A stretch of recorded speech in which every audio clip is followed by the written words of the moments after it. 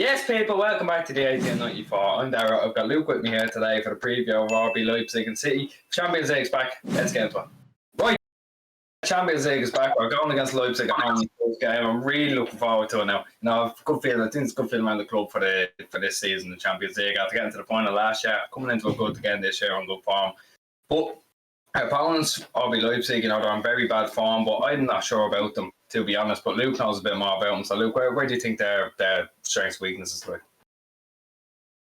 Well, at the moment, I think going forward, I'd say that they're still dangerous compared to many other teams in Champions League, and also in Bundesliga at the moment. They've got Andre Silva up front, who's recently got signed from, I think, Frankfurt in the summer.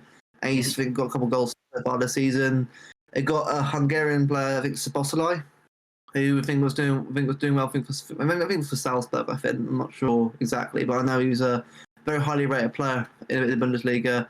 And also got Nkunku and Dani Olmo. So they have some really good attacking creative players that are going to be difficult for us to sort of, well, it'd be a challenge for Laporte and Diaz and likes of that to sort of marshal them, make sure they don't get past the back line and that.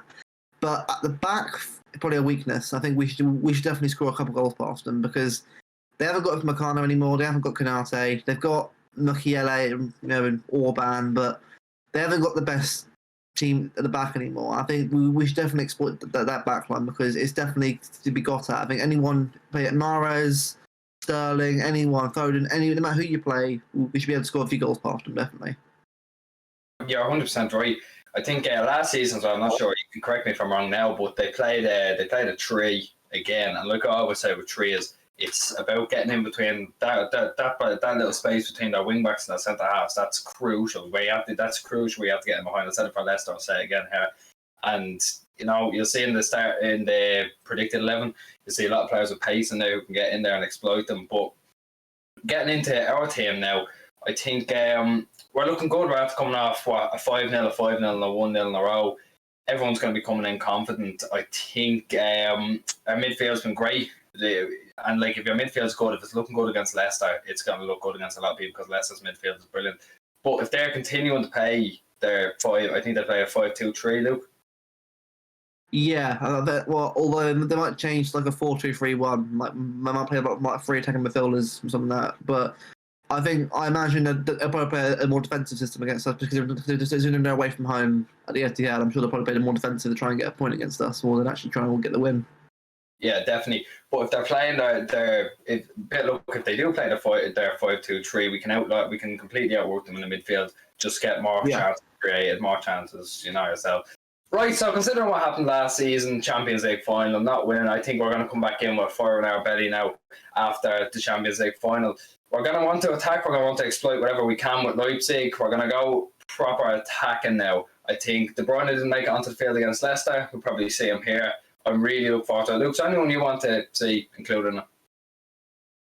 I'd see Sterling get a start. We could see a bit of a change front three. I know it's always good to sort of keep a certain front three going.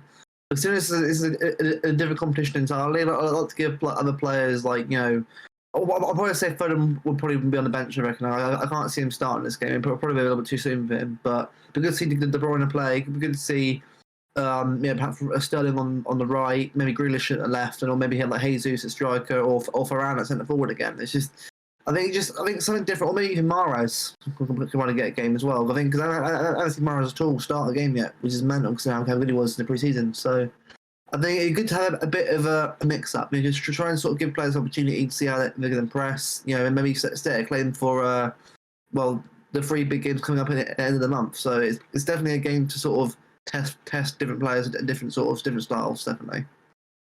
I think you're 100% correct. I do think Sterling could end up being a key in this game. Again, like we said at Leicester, the key is exploiting that gap between the wing backs and centre halves, and with his pace, if you're putting on a play through that little gap and he's running onto it, you don't want anyone else in Europe running onto it.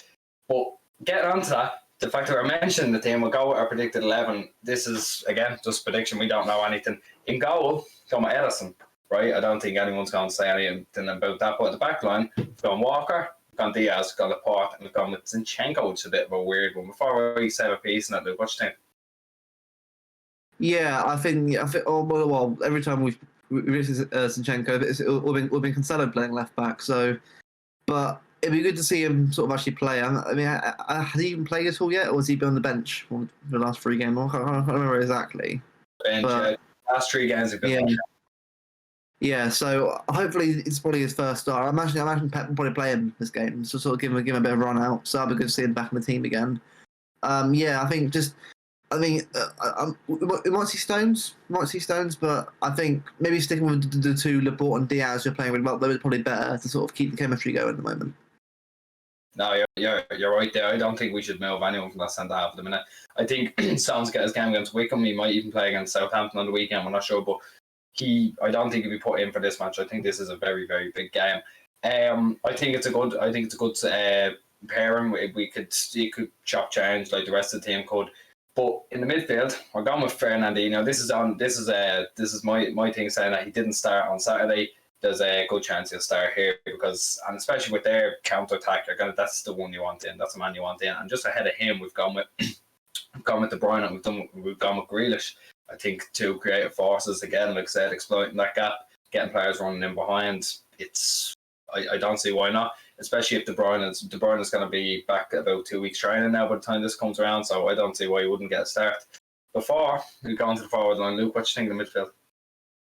Yeah, good. I mean, obviously we've had Rodri and Bernardo and that, so I think it's good to sort of have a bit of rotation, and get something else. Also, Gundo as well is playing as well. So I think it's probably the perfect game to give Grealish and De Bruyne that great duo that we've been asking for and looking to see since he joined the club in summer, Jack. So I think it's probably the game to play them both. We're good to see how Jack adapts to sort of being in the midfield rather than on the left.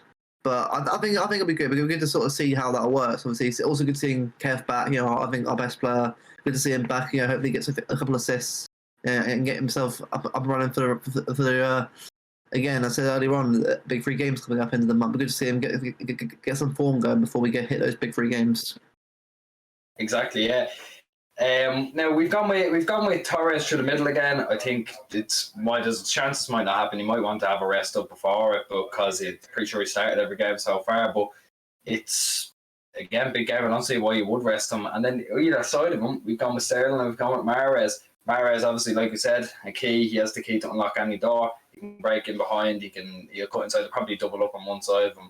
But then, just before I ask you, the man who I think be the key will be Sterling. Again, said earlier, getting in behind, getting in between those two, between the wing backs and that, he is vital for this, and I do think he's going to have a great game. I have high hopes for him this game.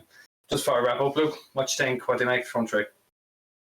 Yeah, I agree with that front 3. I think it's the perfect time to pop it around a bit, give Ferran another game under his belt. I think against Leicester, you could definitely see that the finishing isn't there yet. Look, you see the movements there, and the positioning to get in the position to get the goals is there, but to be any kind of striker, you've got to make sure you bury most of the opportunities that you get. I think it's probably the kind of game that he needs to sort of develop himself into that striker mould, like Aguero. Probably won't be as good as Aguero, but you never know. He might be. But we need to keep playing him there to get him used to that system. But I think having obviously given Mahrez and Sterling a bit of a run out, and get him a few goals to try and compete with Grealish, try and compete with the wingers. This is the perfect time to play different players, to get their form up, to make it a headache for Pep going into the rest of the season, because we need everyone playing at the top level now, because if we're going for all 3 or 4 fronts, this is massive for us to go on, especially in the Champions League as well, because the fact that we missed out by 1 goal at the end of it, it's just motivates us more to get everyone firing, and this is the kind of game that I think that we need to give Sterling that run out, and also Mahrez that run out to prove to Pep that they belong in the team on Saturday, maybe going forward as well. All right, I think the thing you mentioned there with Torres' movement and his position, again, that's going to be another vital part. Trying to get in behind, making sure you can mentally beat the 3 centre halves, so getting into the right positions. I think he is perfect for that. But on that note, we're going to wrap this one up. We're going to do a watch along. So me and Luke's first watch along. It'll be live half an hour before the match. I'm really looking forward to it now. But before we wrap up, Luke, actually, sorry for that. What's your score prediction? I'm going to go 3-0. I think we'll be all right. at the back, I think we've got. I think down. I like Andre Silva. I do rate him, and I've got some good attacking players. I think we'll definitely deal with their attack well because I think they'll probably be defending more than actually be attacking on Wednesday. So I think we'll have enough. I think we're like 3-0, comfortable, solid win, and get us started in the campaign. Yeah, no, that'd be very nice. I think I'm gonna go with 2-0. 2-0. Yeah. We'll be under threat now. I think the counter attack now will look a bit shaky, but it'd be nothing we can't deal with, nothing we haven't dealt with so far this season. I think Leicester very good counter attacking team. They look brilliant. We nearly got caught out with a Vardy goal, but I do think we'll come out winners. So, like I said, watch along half an hour before the match. Be there. We're trying to hit 300, or trying to hit 400 this side subscribers now. So whatever you can do, like it, share it around, comment, all that good stuff. Retweet on Twitter. We'll post when we post a video. So yeah, thanks very much. We'll see you for the watch along.